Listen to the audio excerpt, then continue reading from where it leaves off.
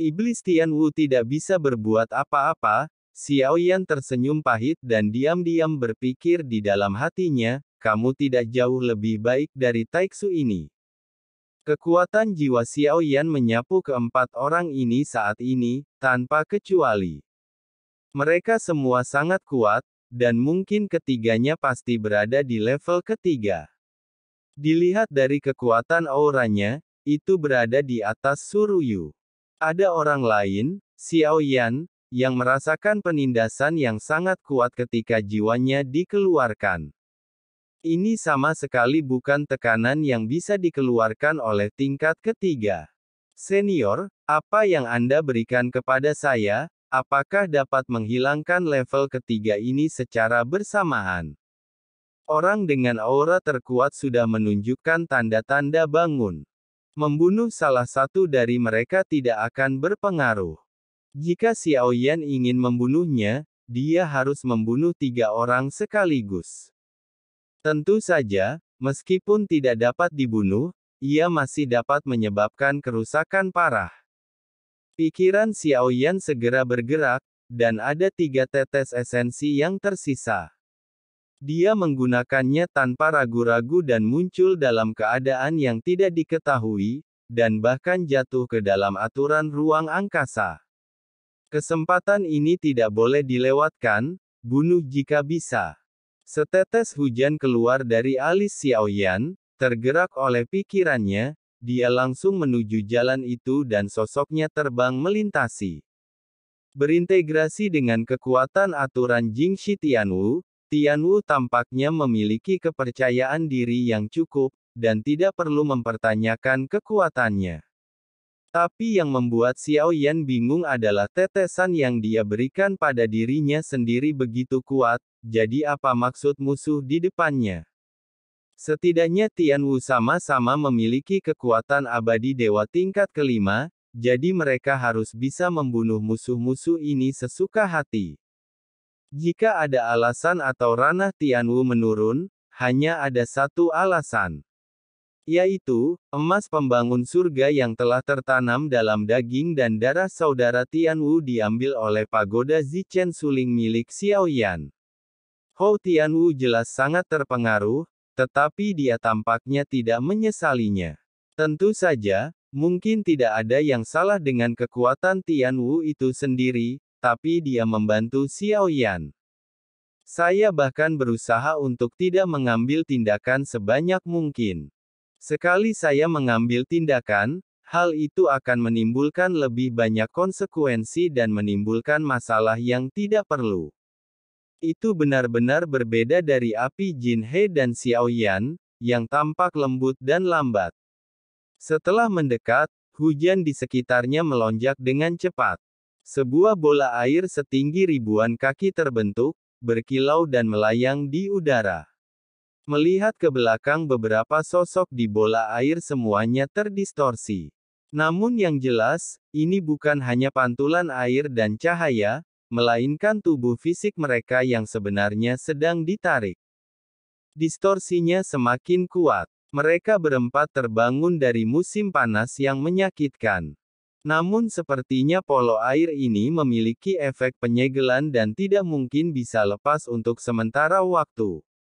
Suara berderak kakak berasal dari polo air. Kecuali pemain terkuat level 4 yang berusaha sekuat tenaga melepaskan diri dari polo air, postur 3 level ketiga lainnya menjadi aneh, dan tulang lengan serta kaki mereka semuanya patah. Itu berliku-liku. Jika terus berlanjut, seluruh tubuhnya akan terkondensasi menjadi bunga oleh bola air ini.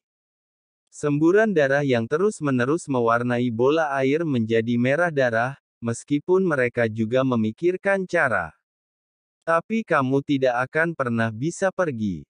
Hanya orang kuat dengan kekuatan tingkat keempat yang bisa melarikan diri darinya setelah berjuang untuk mendapatkan kekuasaan. Tapi wajah yang terakhir pucat, dan dia jelas mengalami luka dalam yang serius. Matanya menunjukkan kekerasan, dan tubuhnya memancarkan niat membunuh yang belum pernah terjadi sebelumnya. Dengan hentakan kakinya yang tiba-tiba, Sosok halus itu melesat seperti bola meriam dan bergegas menuju Xiao Yan. Xiao Yan tidak duduk diam dan menunggu kematian. Hanya dalam setengah batang dupa, semua luka di tubuh jiwa bintang 5 telah pulih sebagai keabadian dewa tingkat kedua. Segala cara dapat mencapai pertumbuhan yang belum pernah terjadi sebelumnya. Membunuh Suruyu tingkat ketiga sendirian sebelumnya adalah bukti terbaik. Selain itu, Suruyu adalah orang kuat di tingkat keempat, dan dapat dianggap sebagai orang kuat di tingkat ketiga.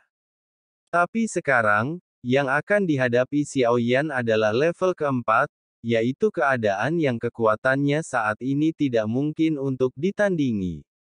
Bahkan dengan restu dari klon Jin Chan, jaraknya masih terlalu besar. Tingkat keempat adalah cermin transenden, yang dapat menempati tingkat ketiga, tetapi tingkat keempat ini sulit. Tianwu tidak berpartisipasi, dia hanya bergumam ke samping, memegang mereka bertiga masing-masing di belakang Tianwu. Dalam hal ini, mereka merasa selama mereka mengikuti Raja Iblis, tidak akan ada masalah. Sialan serangga kadal dewa itu, mencari kematian. Taiksu, orang kuat tipe keempat yang datang dari penjarahan, belum mendekat, tapi dia menekan ke arah Xiao Yan dari udara. Terjadi ledakan. Xiao Yan bahkan tidak punya waktu untuk bergerak. Dia tidak bisa mengelak dan langsung dihancurkan oleh kekuatan besar, tubuh Xiao Yan berlumuran darah.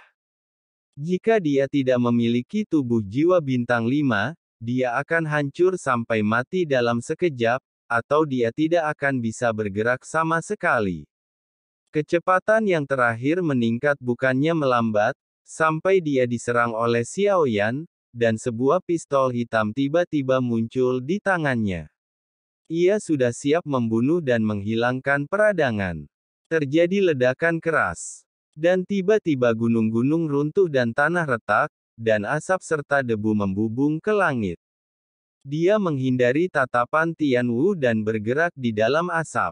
Mengikuti tatapan Tianwu, sosok berlumuran darah keluar dari asap.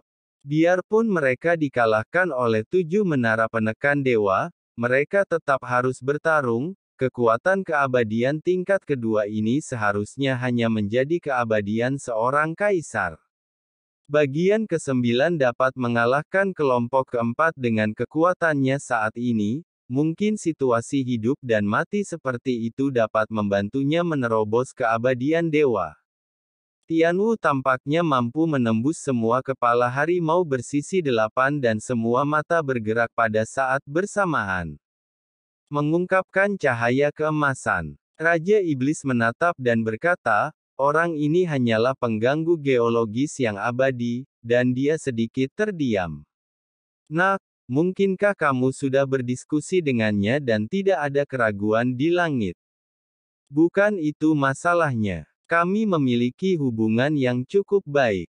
Si penindas yang tidak pernah melakukan apapun tiba-tiba merasa malu dan menggaruk kulit kepalanya yang keras dengan cakarnya, dan berkata dengan ragu-ragu. Si kecil ini tidak biasa.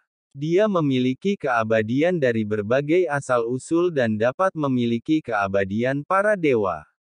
Jika dia diizinkan menerobos ke alam yang sama, dia tidak hanya tidak terkalahkan, tetapi bahkan dapat membunuh alam yang sama dalam 3 gerakan. Tianwu sangat memuji Xiao Yan. Tidak heran Raja Iblis belum diciptakan. Sebab akibat juga terbagi menjadi baik dan buruk. Jika orang tersebut selamat dari bencana dan tumbuh besar di masa depan, dia tidak hanya akan menjadi musuh, tapi juga setetes anugerah, saat ini. Bai Xiong tiba-tiba berbicara. Tianwu tidak menjawab, dan dia mengiyakan perkataan Bai Xiong, karena memang benar yang dia katakan, Tianwu ada di sana. Xiao Yan melihat potensi dan memperhatikan satu sama lain. Persahabatan terbentuk, mungkin ada variabel di masa depan.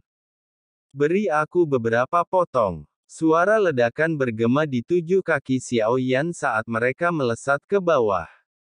Sosok yang keluar dari asap terus melambai, dan pistol hitam di tangannya memuntahkan cahaya hitam, mengarahkan kaki Xiao Yan satu demi satu, pegunungan dan lautan di ujung jari. Xiao Yan hanya bisa memiliki kemampuan bertarung yang cukup kuat sekarang.